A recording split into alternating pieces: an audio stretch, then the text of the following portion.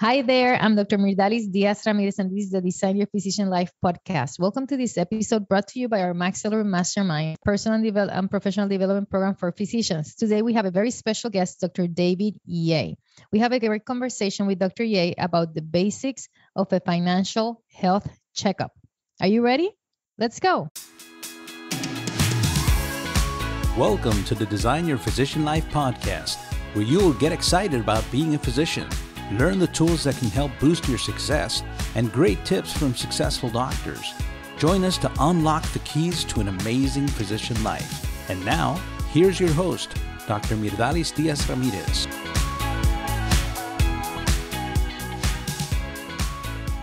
Hey guys, welcome to this episode of Design Your Physician Life. I'm super excited today because I have, it's an extremely special guest. He was part of our first mastermind, Dr. David Ye. He was one of our doctors in that group, and he's become truly a friend to the point that I never knew that I was going to meet people online and go to their weddings and meet them for the first time in person, but that's what happened to us. Dr. David Ye is a practicing physician. He's a speaker, best-selling author, investment advisor, and founder of the Wealthy Doctor Institute. David is an alumni of Cornell University and New York University School of Medicine and is board certified in radiology and nuclear medicine. He has done this residency at Stony Brook and fellowship at University of Pennsylvania. He's also a member of Mensa. David has spent 20 years researching, backtesting, and refining straightforward investment systems that have allowed him to semi-retire at 45 years old. David's techniques combine the tools of traditional money managers, the risk mitigation techniques of active market traders, and the pattern recognition and quantitative analytic skills of diagnostic physicians into practical systems that a reasonable busy doctor can realistically implement. Hi, David. How are you today? Good. How's it going with you? Thank you for having me. Good. Oh, how couldn't we have you? I've been trying to have you for a long time and it hasn't happened. And I'm so excited that you're here.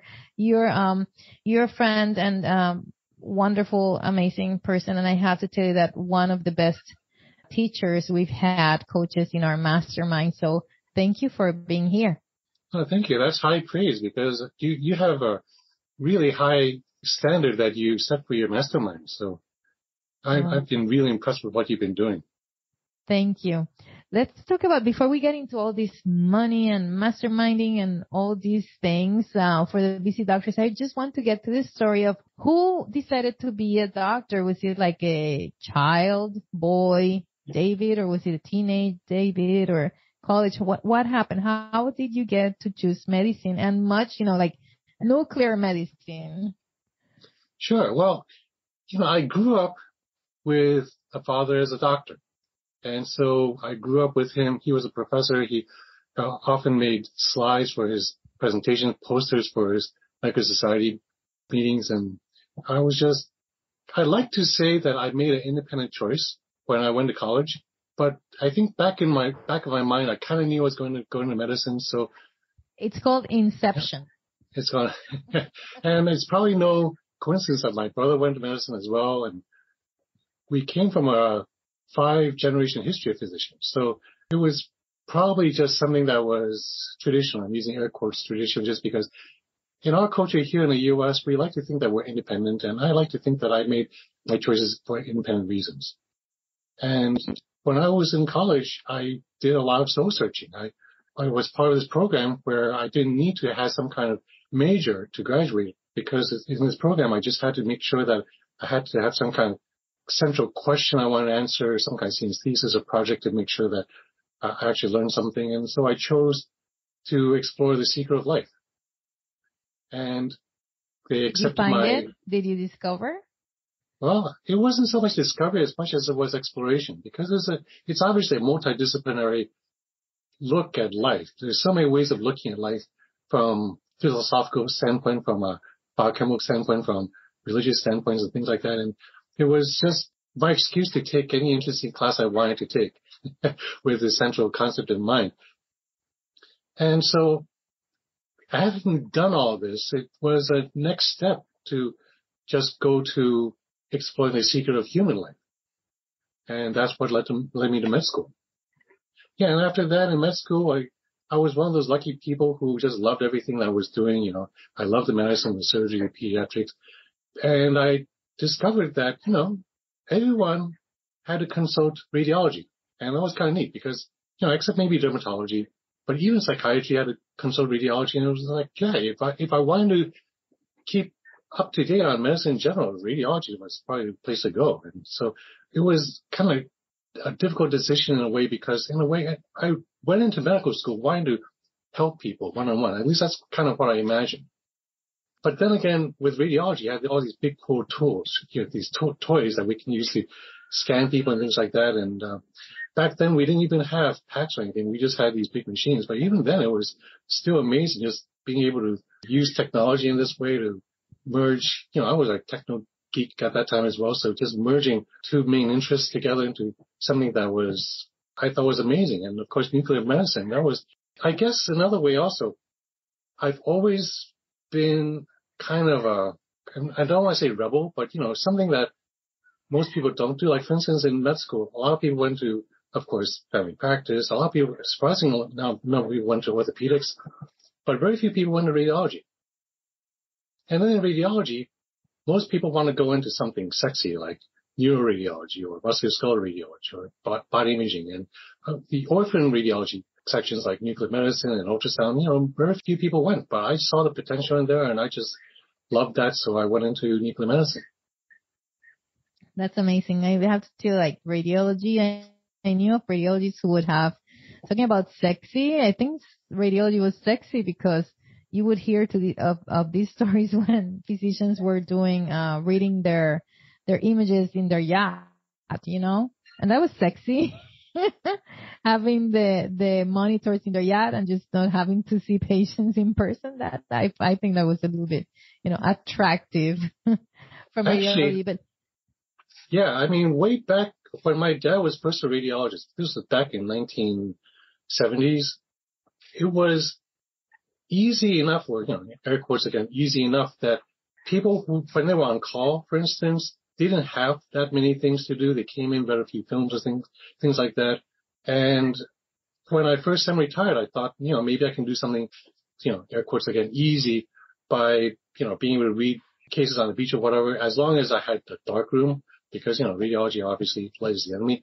But radiology is in many ways a victim of our own success, because as we got good, more and more physicians started to consult us for more and more things. The more and more things we can find, the more and more things. I mean, we joke that the patients in the ER go through a CT scan before seeing the ER physician. But, you know, I think in some ways there is starting a loss of skills for physical exam and using stethoscope because radiology is just so good now. And it's so really good. My goodness. Yeah, so that's unfortunately, that's also one reason why us radiologists started to burn out, because now call is like constant, because we have this constant source of cases that come through the ER and inpatients and, you know, whatever. So it's just incredibly busy now. You know, one thing you mentioned that I really hadn't looked that way about radiology is like everybody calls you, as you say, you know, and I can't imagine, because I've had my talks with radiology where I have my questions about the diagnosis. I don't understand something, or something wasn't, you know, like wasn't discussed because I didn't make the point for that to be the issue in my explanation. I can imagine them like doing all the readings that they have to do, plus talking to all the people that they have to do. Like, you guys have to talk to about the same things issues that I had. And I didn't call them like that on that regular basis, but just enough that, you know, with all the referrals that you get, that's just a lot. So then you did nuclear medicine, and these days, what is it that you're doing the most of in medicine? In medicine, I still do a combination of nuclear medicine and general radiology. So when we take a look at nuclear medicine, we have these scanners called PET-CT and SPECT-CT that are a merger of PET and SPECT, which are nuclear medicine modalities, and CT, which are radiology modalities. So these fusion scanners is right up my alley, because this is perfect for double-boarded radiologists like me who can really take advantage of both modalities and really squeeze out as much information as we can. And have you seen a growth? I know that we're talking here about physician life in a different way, but have you seen in terms of using it for medicine, have you seen an evolution of using it for psychiatry, like you mentioned, like the PET scans? How frequent is that now these days? You mean dementia scans for PET scans? We have actually several scans for dementia. And reimbursement is almost non-existent because here's the problem. We can scan, but once we make a diagnosis, what can they do about it? We used to have medications that can possibly help delay the onset of Alzheimer's, but from what I hear, that hasn't been that effective. The compliance rate is very low because of a lot of side effects and things like that. And so reimbursement, trying to get a scan for a condition that is not treatable is very, very hard. So unfortunately with medicine now, it's a game of trying to get paid for what you do, and that's the game. And we're losing that game with dementia. But yeah, we have so many different scans coming out for so many different conditions. Like for instance, prostate cancer now is a big thing now with some of our newer scanners coming out with both MRI as well as PET. We have all these great pharmaceuticals coming down the pipeline that seems to have a lot of promise so far. Well, let's talk a little bit, turn that around, because you talk about not getting paid for what you're doing, but one of the things that we want our physicians to learn is just get paid even when you're sleeping, right? Like doing some passive income. And maybe you had some more time, or you found in your busy schedule some time to design all these systems that now you have, written a book about and teach others to do in this type of investment that you have. You have the Busy Doctor's Investment Guide, which is a great book, and we've read. So tell us how you transitioned, what inspired you, like you're a physician who has studied about the meanings of life and all this stuff. And then you've had physicians, you're on a fifth generation physicians. Where did the inspiration come to be able to think about these financial topics? When we develop skills in anything, usually there are two main sources. There's either inspiration or desperation. And when I was a poor broke intern, I was desperate. I had my first paycheck since med school. I was so financially naive that I ran myself into deep credit card debt and other financial problems, and it was so bad that I had sleepless nights, knots in my stomach. I finally got to psychological rock bottom where I said, never again, I have to get this part of my life handled. So that's what inspired me out of desperation to start reading all I could about personal finance. There's all these dummies books, personal finance for dummies, investment for dummies. I dug myself out of the hole, and as I got better and better, I got more and more interested.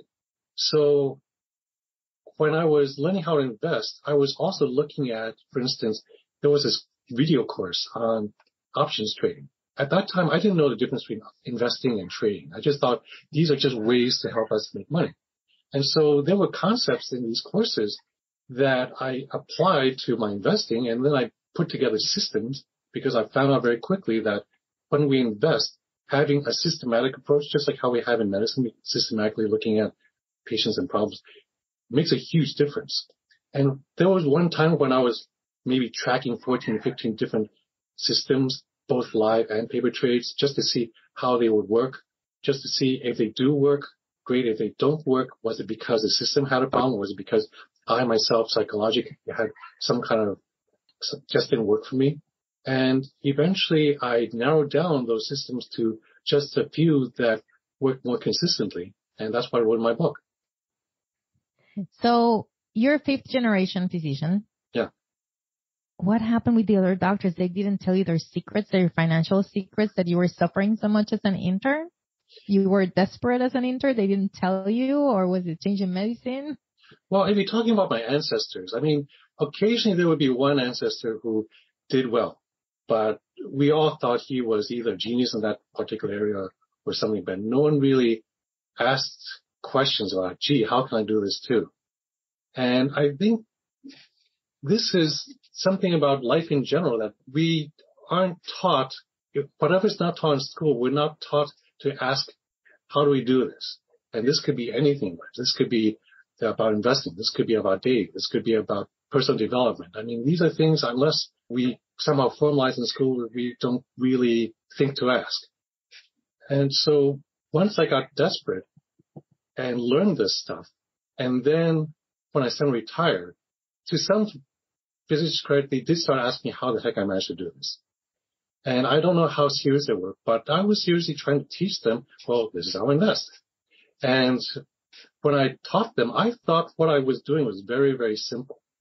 But obviously to them, I could see their eyes bulging and their minds blowing, and they were asking, wow, can you invest for me? And that's when I started make that career shift. After trying to teach people what I thought was simple, if this is a level of help that they need, maybe this is what I should be career pivoting to do. Yeah, so they were asking. So that's something that we have to learn as physicians. It's like, Look at others. Like if you feel miserable, if you feel like, be inspired by those who are around you that they do look so happy. So ask them, why are they so happy? So be inspired before you get desperate. But if you're desperate, you can start learning, and then David would be a great resource. One of the things, like when we start investments, talking about a systematic approach, there's also some things that you should try to do, hopefully, before you get to that investment stage, correct? And one of the things that you've taught us in our mastermind is this concept about buckets, different buckets. So tell us a little bit, tell our audience about our buckets so that we can fill them correctly and in an order that will take us to our systematic approach to investments. Sure. So oftentimes people would approach me about, how do I invest? And when I ask them some really basic questions about the financial situation, we quickly realize that they don't even have a financial plan together. So a financial plan is kind of like an organism. It has systems, right? It has organs. It has organ systems. So we would have a financial system is not just one thing. There are several different components. So we would have at least three major components. If you read any of these financial planning books, there are these variations on a 3-bucket system or 5-bucket system. And all it is just trying to compartmentalize what we do with the money that we save. To begin at a very, very basic level, no financial plan works unless we can spend less than we make. And we have this psychological tendency to see that whatever is in our checking account, we tend to spend because we think, it's there and we spend it. And even if we intend to try to save, somehow, I don't know if you notice this in your life, I've noticed this in my life and other people's lives, when we start to save just a little bit, some financial emergency comes up. Car breaks down, refrigerator breaks down, some kind of medical thing, and we go back down to square zero again. So one way to counteract this is to withdraw funds straight off the paycheck before we even see it. So that's how it works for when you pay taxes on your paycheck, for instance. They take it right off the top, and then they give you a refund at the end of the year if you file for taxes. Or if you save for a 401k plan or 403b plan, they take it right off the top. And you can probably tax yourself as well after doing those things so that you do save and pay yourself first before you even see anything in your checking account. So once you get that pay yourself first system set up, now you have 3 buckets to worry about. You have the safety bucket. Then you have a growth, or what I call a risk bucket, to remind ourselves that this bucket is not for mortgage money or rent money. This is something that could potentially lose money, but it's a bucket that can actually grow. And then we have a third bucket called the dream bucket, because we often lose sight of why we're here, why we're saving and investing. My parents is a great example. They saved and invested all their lives. My dad would tell me things he wanted to do when he retired, but he got a stroke. He was forced to retire, and he never really got to enjoy his dream bucket as much as he could have.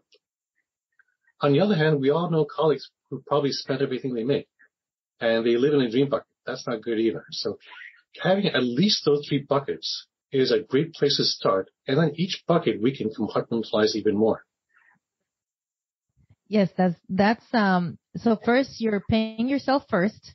Yes. And then you're filling out these buckets where you have a safety bucket, which is like your emergency. Some people do 3 months, some people do 6 months, some people do even up to a year's salary. And I have a friend who, as soon as COVID hit, for example, he was immediately laid off of his radiology job. And he had built that year of that safety bucket, and he was fine until he finally, got into a different situation. And you have that safety bucket for, just emergency, something that could happen, and the dream bucket. And then after you have these things, then where's your investment bucket? So the investment bucket, this can be anything that could potentially make money. Now, funny thing is, when I built my investment bucket based on the stock market, and when I was looking at other investments, I was looking at things like stocks, bonds, futures, forex, options. But then when I started branching out of real estate, I could never get that to work for me. And I found out during one of these seminars when they took a personality test, and they gave us a standard 4-quadrant personality test, and out of the 100 people in the room, 4 people tested introvert, including me. And I was like, that's interesting. So then I took this same personality test, and the next month I gave it to our options trading club, and 55% tested introvert. And I realized investing has a lot to do with what we're strong at, what we're comfortable with, what our personality is more apt to do. Because if I was to do real estate as an introvert, and I had to meet with buyers and sellers and contractors and appraisers and lawyers and all these other things, and it would drive me crazy trying to coordinate all the schedules and everything like that. Whereas for me, looking at charts, looking at graphs, doing my own pencil work and things like that, I could live doing that. I love doing that. So it also goes to show that there are so many different ways of making money, investing, businesses. Some people even systematically gamble. I don't recommend that, but there are even people who professionally do that. There's so many different ways of building your investment or risk bucket. And my book demonstrates just one way using the stock market, how to invest while controlling our risks. Because there's a common denominator when it comes to investing, and that is not only recognizing the possible potential of making money, but also possible risks and how do we mitigate those risks. And I think your next book should be Investment by Personality by David Yeh. That would be a very lopsided book. Determine your personality type. Although it could be a collaboration. From a different point of view, yes. Yeah, maybe you can collaborate. So then you were saying, I interrupted, it's like, because it's different. Like people, they say, invest in yourself. And then you have people who are entrepreneurs, right? But we're entrepreneurs in different things. Like you're an entrepreneur because you put the money to invest in this way because you're an introvert, and that's what made you more comfortable and the way that you process things mentally. And then here we go, opening a business with some extra overhead and some extra risk that people don't want to take in this way. And then you have the people who give money to others to invest, for them in syndications and things. There's tons of ways of doing this. And then the ones who go and do the deals themselves and all that. So it makes sense. And we don't think about these things, because we say, where can I, what would be the best way? But it's what the best way is for you. There's so many different ways, and people are so successful in so many different ways. You just have to really have the passion, learn the things, get with the right people, but knowing thyself, right? That's very important too. And we don't think about that. And when you're talking to people like you who are financial advisors, and I love that word fiduciary, we'll talk about that in a second. It's one of the things that they tell you, your first appointments are, let's talk about you, what you want, who you are, where you want to be, and all those things. And, I'm sorry about your dad not having the ability to enjoy his dream bucket as much. But now we can do that, and we can do that earlier because we have guidance of people like you. And I love the fact that you bring up things like syndications as well, because we can obviously, there are financial advisors, there are syndications, there are other people who also can invest for people, right? So even if we don't have the time or don't have the knowledge to learn how to invest ourselves, we can always hire out someone to do it for us. Yeah, let's talk about that same thing, like Busy Doctor's Investment Guide. This was the book that you created, and then you have here that process, that your systematic approach to invest in the stock market. Tell us about some of the basic concepts that are in this book for the Busy Doctor's investments. Well, the basic concepts is, again, risk mitigation is key, because a lot of people try to swing for the fences and they end up striking out more often. Whereas for me, I try to mitigate the risk and let the returns take care of themselves. So I outlined several different ways in the book to try to mitigate that risk, either using some kind of mathematical filter onto the market or using just some kind of investment formula, something to take our psychologies out of the markets, because our number one enemy when we invest is our own psychology. When our fear and our greed gets in the way, it tends to make us do stupid things. If we have some objective way of looking at something to make the right decisions at the right time, or at least a more beneficial decision at those times, then we have a better chance of doing well in our investing.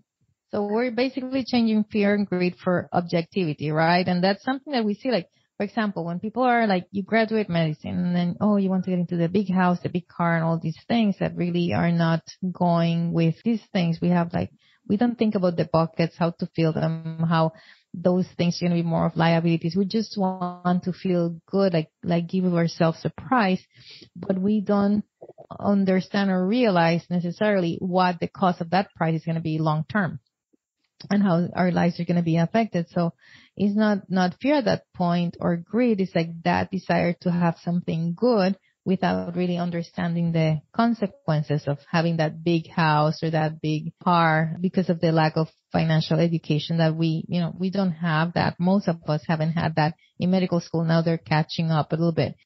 So let's talk about the systems that you describe in this book in terms of investing in the stock market, and a little bit of how you came up about it. How was your thought process that you said, you know what, I think this is it. I've got it. I've got the formula. Sure. Well, in investing and in finance in general, we're going to hear a lot of interesting sounding, plausible sounding theories that sound like they should work, right? I mean, when I was, even back in intern year, when I was reading about all these different ways of investing, a lot of them sounded like great ideas. And if you think about it, think about all your problems. All the problems first start out as a great idea. So what I like to do is I like to at least backtest these ideas. And yes, even when we backtest, past results doesn't guarantee future results. And if an idea doesn't even pass backtesting, there's no reason to think that an idea is going to work in the future either. That's why I was testing out all these different concepts and all these different systems I was developing. So there were many, many, many times when I heard an idea and go, wow, this should work. But then I held myself back and I tested it. And that's another reason why once you get a system in place in the markets, I would not change that system while money is still in the markets. Because once we change a system, you no longer have a system. If we have a system that we've tested before, separate from the live money that we're using, that seems to work better, then I would switch systems. But having said that, when the systems that I finally ended up with, we're also probably influenced by radiology. Because, in radiology, when we look at scanner data, look at CT data, ultrasound, etc., the raw data that comes out of these scanners is uninterpretable with the human eye. You have to use a mathematical filter to scope the data into something interpretable. And that's what I do with market data. If you take a look at the chart data, price charts of the markets, that's the most artifact-free data set that we have. Because think about it. All those pundits that we hear on TV, all the CEOs and what they're saying and what they're not saying, and all these financial statements that may get complicated and easy to hide things, there's one thing that cannot hide, and that is every single buy and sell in the markets is recorded in the stock market chart. So when so-called insiders start to know something, or if Congress starts to do something, or if some kind of disaster starts doing something, or even just market trends in general change for some unknown reason, we can see it in the charts before we hear it in the markets. Some people can call that tea leaf reading, but statistically, it may give us an edge if we have a system that we apply systematically. So one of the things that I hear this is the Busy Doctor's Investment Guide, and then I heard you talk about the difference between investment and daily trading, I guess. Yeah. So daily trading is a job. It's not, it's not for the busy doctors. You're either a doctor or you're a daily trader, right? With the times that we have, unless you're like doing part-time each and then that's the job, but it's a job. So the things that you've developed are really long-term investments based on observations where you're saying, okay, you know what, doesn't matter what the news are, as you said, doesn't matter what inflation is, doesn't matter what the market crash is going to be, which is, there have been some cycles and all these things. This method seems to be working well during the last X number of years. So let's go with that one because it seems to be good. It's not like, oh, tell me which stock I'm going to buy, right now, because you don't have access to study all these, as you say, financial reports for each company and really do that, because that's a job on itself. So what we're talking about here is doing systems for physicians who want to invest, who want to create passive income. And when you're passive, you're not actively working on them. So going there to this investment, tell us about the formula. Tell us about how it is that you discovered or how you studied, because you went back and you studied and then you tried it and then you came back up and with this particular way of investment, long-term investment. Sure. I outlined these formulas in my book. And originally in my book, they were so simple that we can just use an Excel spreadsheet to calculate them out. Of course, once I published my book and started publishing monthly update videos on what I did, YouTube showed me other sector rotation videos, and they showed me one in particular that was written by the signal process engineer that I started using. And I started looking at it, and it's like, wait a minute, it's like this guy took my concepts, but he used his own artificial intelligence and other more sophisticated filters to do a better job of filtering out the data and giving us better signals. And so it took more than a year for me to back test and really test the heck out of the systems to see if it did better, because, every system has its weaknesses, mine included. So I knew where my weaknesses were, and I tried to see if his systems could deal with those particular weaknesses, and it looked like his systems dealt with those weaknesses better than mine could, to the point where a couple of years later I just switched to their artificial intelligence version. So there are always ways to improve on what we're doing. As an author, I had to, swallow the fact that my book is obsolete, but, that's progress, right? And so I can get into general concepts of what's behind the formulas that we're using now with artificial intelligence. And I've also found out that most people I try to talk about this, there are very few people who are data nerds like me. Most people, when I start to talk about moving averages and things like that, I start to glaze over. And can I just give you the money and you invest it for me, and then you do all these number stuff, and I don't care, to listen or learn about the rest, right? Exactly. And so these are people who would rather have someone else do it for them. And then I would have to caution that there's a huge difference between outsourcing and abdication, right? Because if you outsource, at least you want to keep tabs on what's going on, and you want to at least keep tabs, meet with this guy that's managing money, whether or not it's me or, syndication or someone else, that you don't want to completely abdicate and just say, no, don't say anything, just do it for me, right? So this investment that you're doing, I love the word fiduciary. You went ahead and you're not only a physician, you're not only a nuclear medicine radiologist, you're also a fiduciary financial investor, right? Yes. I love that word because it really means that you have somebody working on your behalf who's not there just to make a profit, is there to help you succeed in your financial goals. Tell me about that transition between physician and then when did you say, you know what, I'm going to just study this, become a certified financial investor and be a fiduciary for all these people who are asking me about this same thing? Sure. So when people start asking me if I would invest for them, and it took like 3 or 4 people for me to finally start getting that, hey, maybe this is life pushing me or hinting at me that this is my true calling. I didn't know how to transition into the financial industry because it was a completely different field. I tried to ask other financial advisors, which I didn't realize that there were so many different kinds out there. And so that's why I was getting all these seemingly conflicting different advice.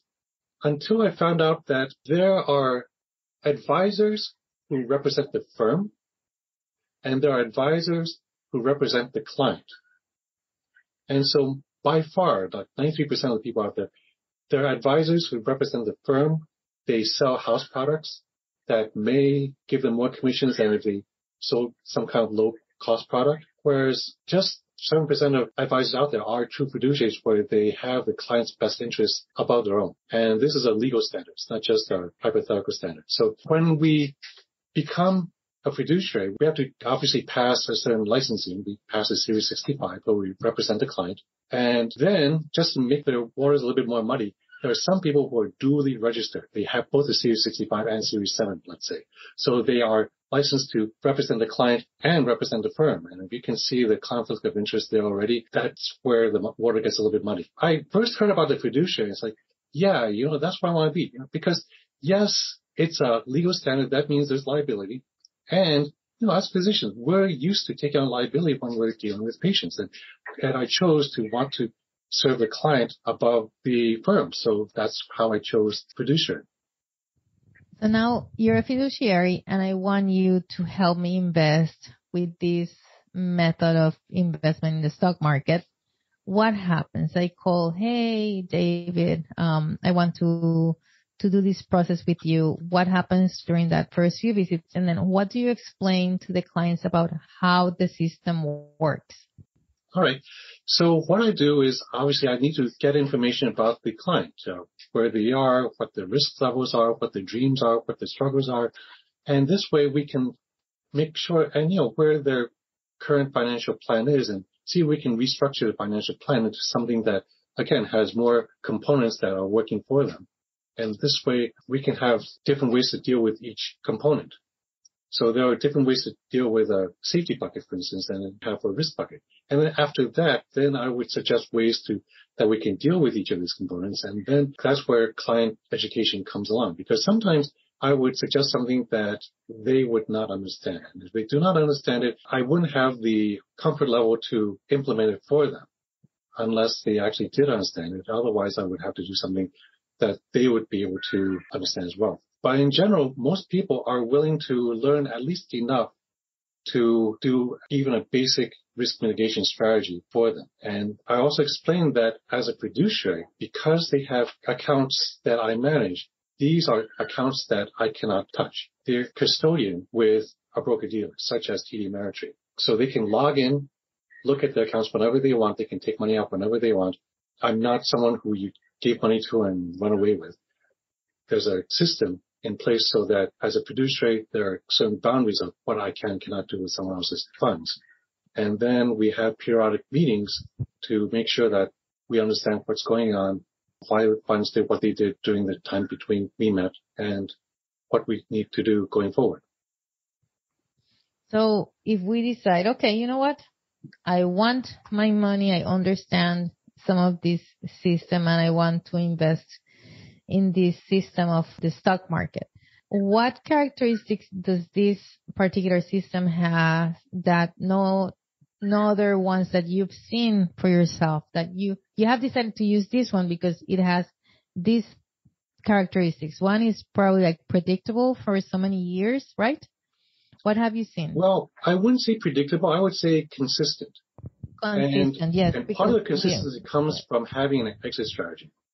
Because most people who invest do not have exit strategy. In fact, there's some well-known people like Warren Buffett who are famously known for saying, my favorite holding time is forever. In other words, he doesn't have an exit strategy, even though he's been known to sell things. And obviously that means he's had exit strategies. So the key about having an exit strategy is there are reasons why we buy certain investments. And because there are reasons, there will also be times when those reasons no longer exist. And when we're humble enough to recognize that, look, those reasons don't exist anymore, we're wrong, let's get out, then we can mitigate overall losses small enough to make a difference. Rather than holding on until whatever it is goes bankrupt, then we can lose out potentially a lot more money. So when we have systems that have exit strategies, that's one thing that I help explain to my clients straight off the bat. Don't be married to any one stock or any one fund. Know when we're wrong and get out. Which other characteristic you have of this system that you like so that it's over other systems? So you have exit strategies, you have this system that has been consistent for so long. Mm-hmm. And why aren't you using another system, or you keep using this one? Well, actually, funny you say that, because especially with this year when both stocks and bonds have been going down, I've always been looking at different systems, and I've been looking at other products such as structured notes, where there are ways to improve our upside. We're limiting our downside. And these are ways, again, when we have different systems working for us, we can diversify among different systems and decrease our overall risk even more. So when I research and figure out ways to incorporate all this into someone's overall strategy, then we make our chance of losing money even less. But yeah, most systems, if we look at exit strategies, obviously one thing that we need to take into account is most people get confused when they look at the markets because they don't know what to do with the data. They watch the news and they hear something about, wow, the markets are going to go down for some reason, and they don't know what to do about that. And as physicians, when we deal with patients, we never order a test unless we know what we want to do with the data. But when we watch the news, we're getting data that we didn't order and we don't know what to do with.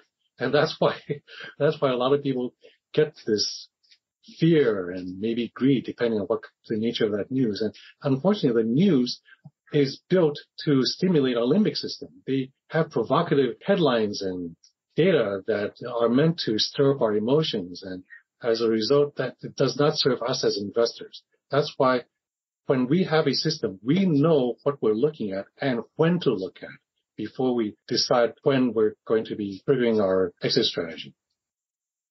Okay. That's awesome. So we are first going to the fiduciary, learning about what we want in life, what our priorities are, what our dreams are.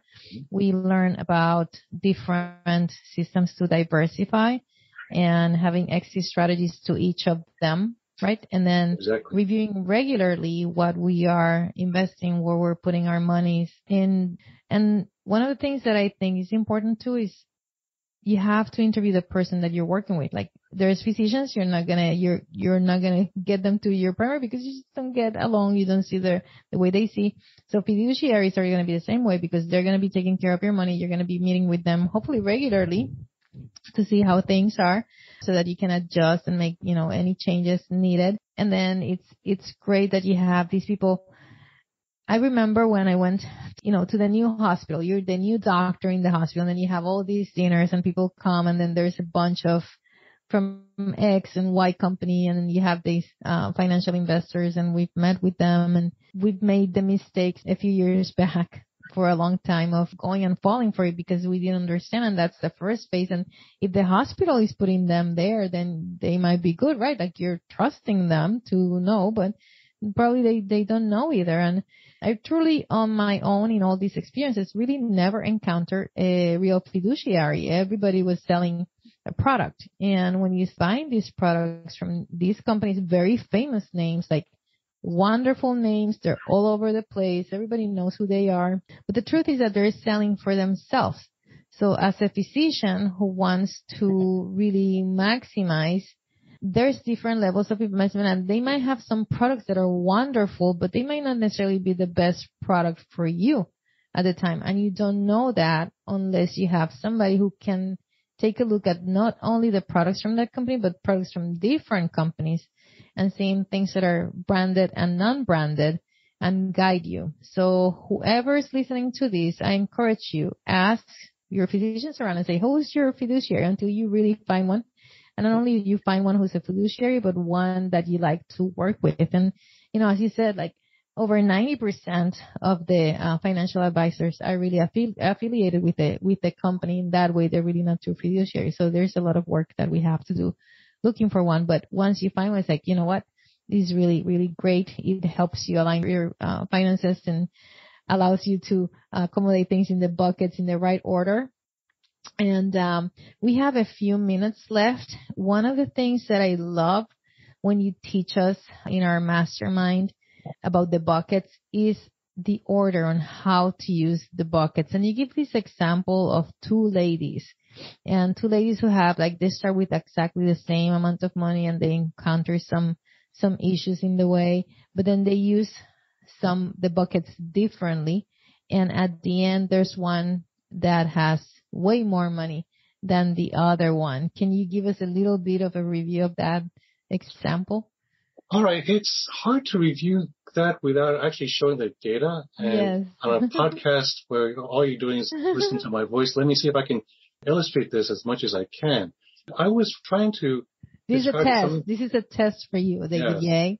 Sure. So what I was trying to illustrate is something called sequence risk. And that is the sequence of returns of the stock market, and with any investment in general, can vary from year to year. Some years it can make a lot of money, some years it can lose money. And so when we finally get our nest egg and we finally start to take money out, how come sometimes we can survive for the rest of our lives comfortably on nest egg, and how come sometimes we can quickly run out of money, even though we start out with the same starting conditions? And the answer is, it depends on the sequence of when you get those gains and losses in the markets. If you suffer more losses in the beginning and you have to take money out, you've pretty much locked in your losses and you don't let your risk bucket grow. So one way to mitigate that sequence risk, and just an aside, when you talk to other advisors, they have these 4% withdrawal rate rules. That's where this comes from. And now, with the markets being even more volatile lately, some advisors are beginning to say, well, maybe the 4% rule isn't that viable. Now we should do a 3% rule or something. But in the way I structure it, we can still do a 4% withdrawal rate as long as we keep some funds in the safety bucket, so that when there's a loss in the markets, we don't damage their risk bucket more by taking money out. We take money out of a safety bucket. So we give our risk bucket time to breathe and grow and recover. So that also means we would have to have a large enough safety bucket to cover our year's cost for when we retire. And depending on how big we need that safety bucket, there are ways to deal with it. Because obviously, if you have a $300,000 safety bucket in a bank doing nothing, that's a lot of cash doing nothing. So there are ways to make it more efficient, trying to compartmentalize the safety and risk bucket so that all the funds are still working for us and still serving the roles that we intend them to serve for us. See, you did it. Amazing. The example, that takes me to that example of that doctor, yes, that had saved that. I think it just had liquidity enough that they could survive for a year, because you're not going to be able to, well, you shouldn't, once you're up past certain amount, you shouldn't really have that much money outside without being invested. Anyways, thank you very much, David. Yeah. If we want a fiduciary advisor who's also a physician, who knows what we've been through, right? Where can we reach you? Where can we make an appointment? First, one-on-one with you? Where can we learn more about your methods? Can you tell us how to do that? Sure. So you can always go to my website. It's www.wealthydoctorinstitute.com. And there's, among other things, there's a schedule me button, or you can just go straight to my scheduling app, which is calldavidye.com. Just pick a time slot that works for you. We'll hop on a Zoom, and that time is yours. Awesome. Thank you for being here. Thank you for your knowledge. Thank you for being part of our coaches in our mastermind. And I look forward to hear more of you. Thanks. All right. Thank you for doing this. So before we go, unfortunately, because I'm in this profession where we discuss anything about finances, I have to give some kind of disclaimer. So here's my standard disclaimer. The information presented is for educational purposes only and does not intend to make an offer or solicitation for sale or purchase of any specific securities, investment, or investment strategies. Information presented is also dated material and may be out of date or obsolete after the date of publication. Investments involve risk and, unless otherwise stated, are not guaranteed. Be sure to first consult with a qualified financial advisor and or tax professional before implementing any strategy discussed herein. Any kind of examples were hypothetical and used for demonstration of a concept. Well, guys, that's it for today. Stay tuned for more of our Design Your Physician Life podcast, which was brought to you today by our Max Salary Mastermind. an exclusive personal and professional development program for physicians who want to learn about entrepreneurships in our mastermind. We will continue to bring you useful resources to develop your physician entrepreneur life like we did today with Dr. David Ye. You can actually find him at thewealthydoctorinstitute.com, and you can also make an appointment with him. Just go to his site called davidye.com. That's it. Call davidye.com. Thank you for joining us. We hope you had a great time as we did. Stay in touch with us. Visit our site, maxallure.com. That is MAXALLURE.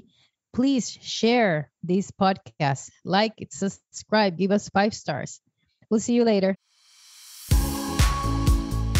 Please remember that Design is not providing specific financial, medical, or career advice. Our only intent is to stimulate your appetite for growth by sharing our experience and those of our speakers, coaches, and guests. Your personal growth and success will be unique to your circumstances and your hard work. We sincerely hope you enjoyed the show and look forward to seeing you next week.